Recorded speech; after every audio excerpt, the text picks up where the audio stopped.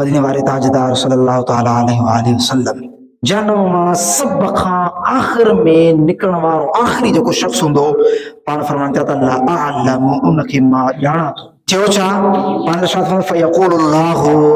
اللہ فرمائی دو میدان محشر میں اذهب اکڑو آخری شخص جہنم کھاں نکری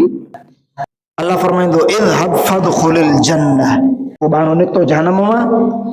اللہ فرمائی دو تو اذهب وادخل الجنہ ون جنت میں داخل تھی فَيَأْتِيهَا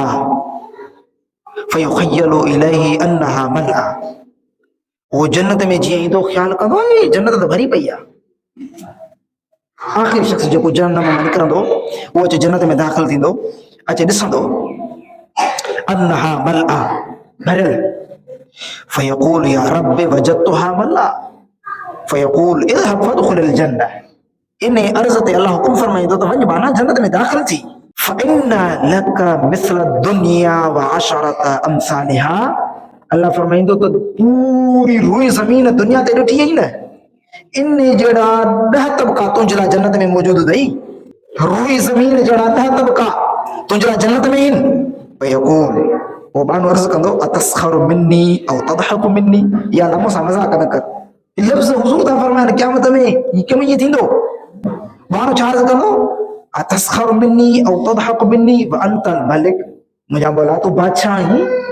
تو مالک خالق ہی موسیٰ مذاق نہ کری اللہ اکبر حضرت عبداللہ بن مسعود فرماتا تھا حضور جی لفظ فرمایا نا یہ حتی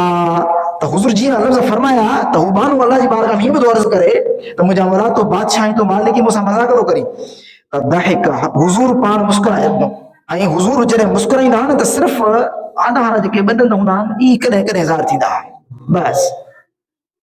لیکن حضرت عبداللہ بن مسعود فرماندا تو ایو حضور جو فرمان جی پان فرمایا ہوں تو فرمائی دئی فوراً پان مسکرائے نو اترو تو مسکرایا ہوں جو حضور جے کہ ہے سامو وارا ڈنڈ مبارک ہویا نے جی سائیڈن وارا بھی ڈسن میں چڑھ لگا